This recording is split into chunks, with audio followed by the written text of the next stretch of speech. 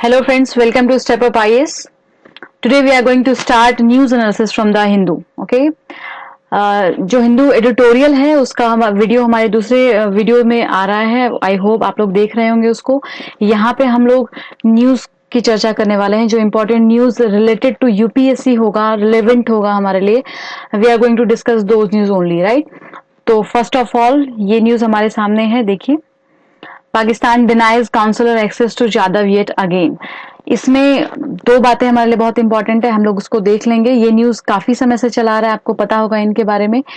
कुलभूषण जाधव जो कि former Indian naval officer हैं, उनको सेंटेंस टू डेथ मिला है पाकिस्तान मिलिट्री कोर्ट की तरफ से, और इसके अगेंस्ट में इंडियन गवर्नमेंट जो है वो इंटरनेशनल कोर्ट ऑफ जस्टिस में गई है.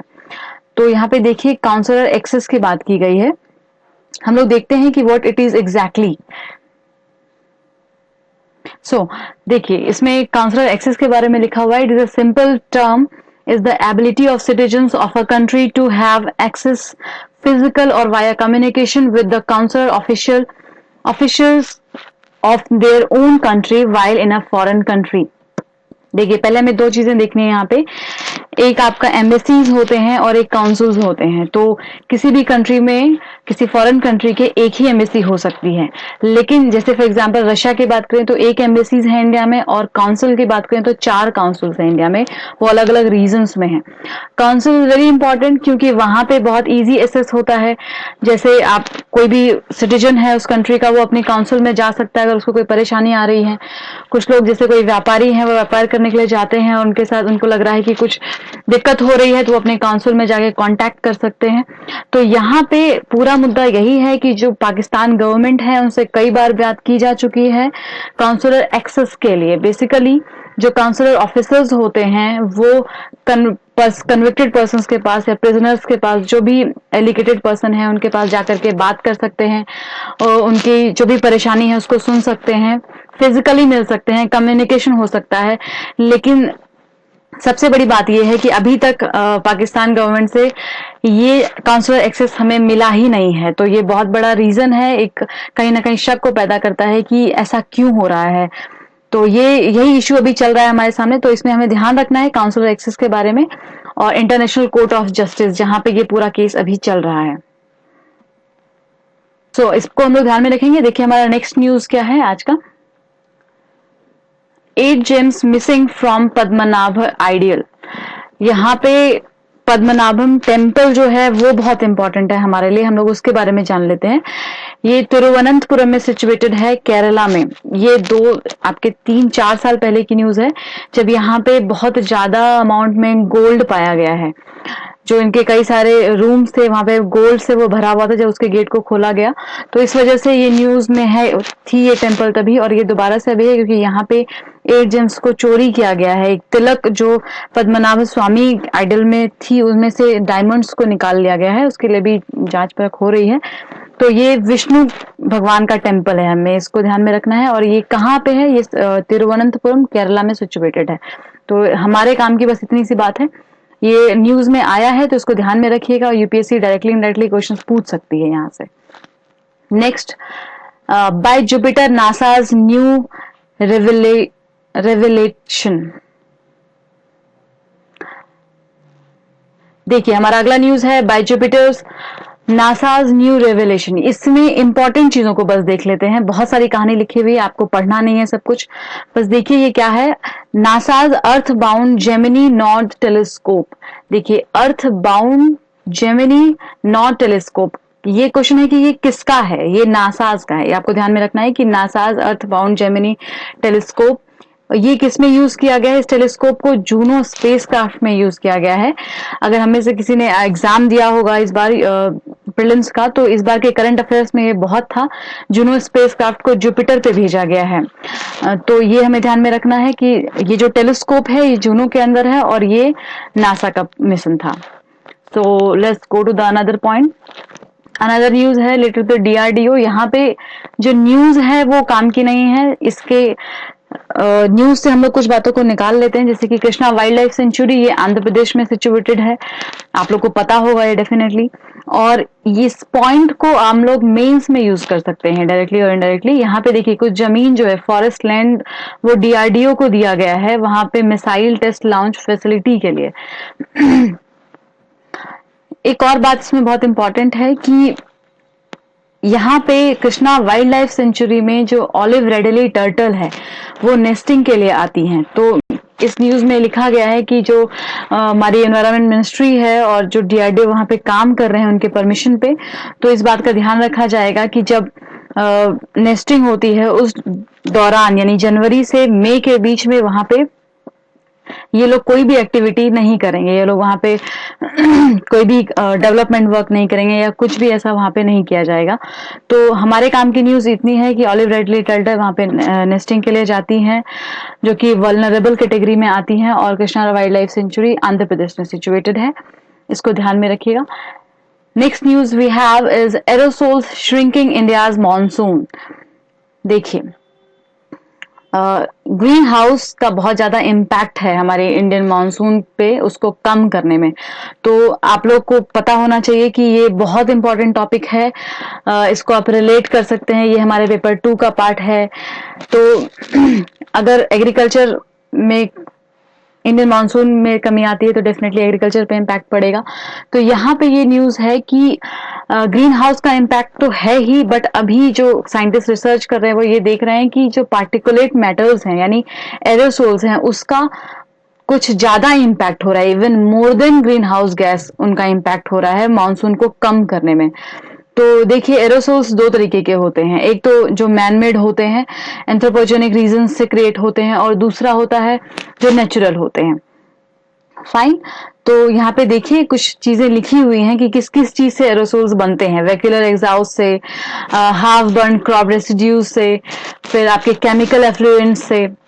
फाइन, इस बात को हमें ध्यान में रखेंगे। देखिए फिर कुछ और न्यूज है, ये आपके एक क्लाइमेट डायनेमिक्स करके जर्नल थी, उसमें कुछ न्यूज को निकाला गया था कि कैसे जो एरोसोल्स हैं वो बहुत ज्यादा अमाउंट में बढ़ रहे हैं। हालांकि बारिश होने में उनको पार्टिकुलेट मैटर्स की जरूरत पड़ती है कंडेंसेशन करने में, लेकिन जब ज्यादा एरोसोल्स हो जाते हैं तो वहां पे कंडेंसेशन में दिक्कत आ जाती है और इसका बहुत बड़ा इम्पैक्ट बारिश पे हो जाता है।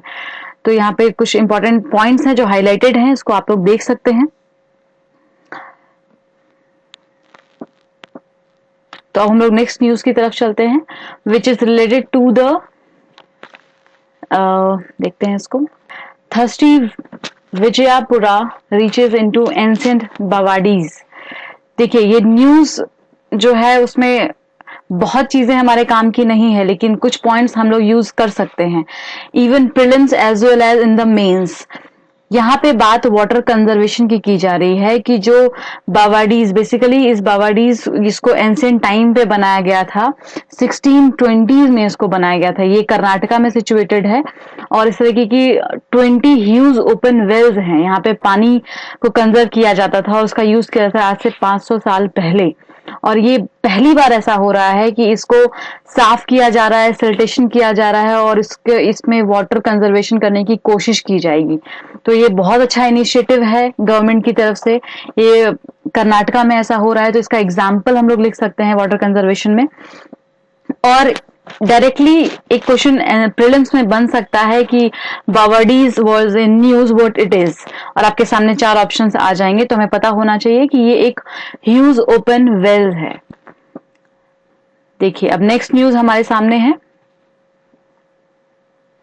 9 more bird biodiversity areas in Kerala.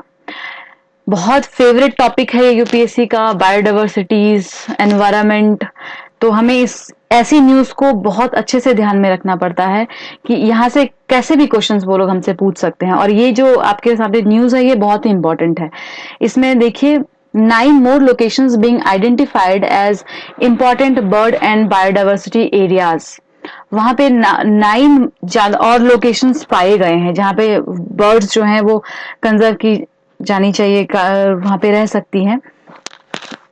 इसमें कुछ नाम लिखे हुए हैं, newly identified IBAs of Kerala are, ये सारे नाम लिखे हुए हैं, एकौली forest division, Anamudi 16 national park, Camel's Hump Mountain और व्यमनाथ, ये सारा आप लोग देख लीजिएगा। यहाँ पे जो भी 9 पॉइंट्स मिले हैं उन सबका नाम लिखा हुआ है।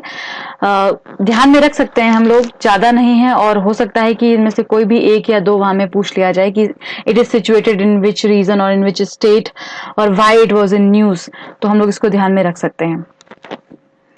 यहाँ पे कुछ और बातें हैं जो इम्पोर्टेंट हैं। इसमें पहला है, देखिए यहाँ पे बॉम्बे नेचुरल हिस्ट्री सोसाइटी के बारे में लिखा हुआ है। ये एक एनजीओ है जो काम करती है और ये बर्ड लाइफ इंटरनेशनल की पार्टनर है। ये मिल करके बर्ड कंजर्वेशन पे काम करते हैं और बाकी स्पेसीज को भी कंजर्व करने में काम करते हैं। देखिए यहाँ पे लिखा हुआ है। इसमें एक इम्पॉर्टेंट न्यूज और है दैट 3 स्पेसीज, ये क्या है यहाँ पे देख लेते हैं। केरला की जो IBA है, important bird and biodiversity areas, ये 3 क्रिटिकली एंडेंजर्ड स्पेसीज का होम भी है। इसको ध्यान में रखते हैं हम लोग क्योंकि ये बहुत इंपॉर्टेंट है। 3 स्पेसीज कौन कौन सी है, इसका मैं आप लोगों को पिक्चर दिखाना चाहूंगी ताकि वो लॉन्ग टाइम तक हमारे मेमोरी में रहे और हम लोग उसको ठीक से याद कर पाए। 3 स्पेसीज हैं, red headed vulture, Indian vulture and white rumped vulture. ये तीनों ही क्रिटिकली एंडेंजर्ड हैं और ये केरला में पाए जाते हैं। ये बहुत न्यूज में है तो हमें इसको ध्यान में रखना है। May be this time they will ask. और भी कुछ लिखे हुए हैं स्पेसीज के नाम, वो आप लोग देख लीजिएगा, सब हाईलाइटेड हैं। यहाँ पे कुछ बातें और भी लिखी हुई हैं कि जो बर्ड्स वहां पे रहती थी, और यहाँ पे देखिए स्काई आइलैंड की बात कही गई है। शोला फॉरेस्ट जो कि वेस्टर्न घाट में पाया जाता है, वहां पे जो टी स्टेट्स हैं या प्लांटेशंस हैं वो बहुत ज्यादा होने की वजह से वहां पे बर्ड्स जो हैं वो एक्सटिंक्ट होने लग गई हैं, क्योंकि अगर वहां के जो एंडेमिक स्पेसीज हैं उनके वहां पे कोई एलियन चीजें चली जाएंगी तो उनके लिए जो बर्ड्स हैं उनके लिए प्रॉब्लम हो जाएंगी और वो वहां से एक्सटिंक्ट करने लग जाएंगी। तो इसको बहुत ज्यादा कंजर्व करने की जरूरत है, उसके बारे में इसमें कहा गया है। हमें इसको ध्यान में रखना है। कुछ बातें बहुत ही इंपॉर्टेंट है, please please make it clear with those point which is very important here. Next news we have is India in 88th place in the money hoarded in Swiss bank। यहाँ पे ये लिखा गया है कि इंडिया जो है वो स्लिप कर गया है, यानी वो अभी 88th प्लेस पर पहुंच गया है स्विस बैंक में, जो हमारे पैसे जमा थे उसमें। तो somehow it is good news कि वहां पे पैसे कम हो रहे हैं। इसका मतलब है कि जो हम लोग एस्टिमेट करते थे कि ब्लैक मनी सारी की सारी बाहर जमा है इंडिया की, वो सारी कहीं ना कहीं लोग निकाल रहे हैं। लोग अब अवेयर हो रहे हैं, पीपल आर जस्ट ये जो इतने भी लीगल वर्क है उसे करने से कहीं ना कहीं डर रहे हैं। तो देखिए 2015 में ये 17th पोजीशन पे इंडिया थी और 2004 में अंडर 50 थी, यानी टॉप 50 में आया करती थी इंडिया। तो अभी हमारे लिए एक अच्छी न्यूज है कि जो ब्लैक मनी जिसपे बहुत अभी प्रेजेंट गवर्नमेंट काम कर रही है, इसको कर्व करने के लिए काम कर रही है, तो कहीं ना कहीं हमें दिख भी रहा है, हर लेवल पे दिख रहा है। तो हमें इन न्यूज को ध्यान में रखना है। आज हम लोगों ने इतने न्यूज को डिस्कस किया है, कल हम लोग और करने की कोशिश करते हैं। जो भी इंपॉर्टेंट न्यूज होगा I will make it for you and please keep with in touch with this websites. और जो एडिटोरियल डिस्कशन होता है उसको भी सुने, बहुत अच्छे से डिस्कस किया जाता है। बहुत सारे पॉइंट्स आप वहां से भी ले सकते हैं, प्रीलिम्स वाले पॉइंट्स हम लोग यहाँ से कलेक्ट कर लेंगे and definitely we will give our best in this examination. So all the very best, keep studying very well, thank you so much.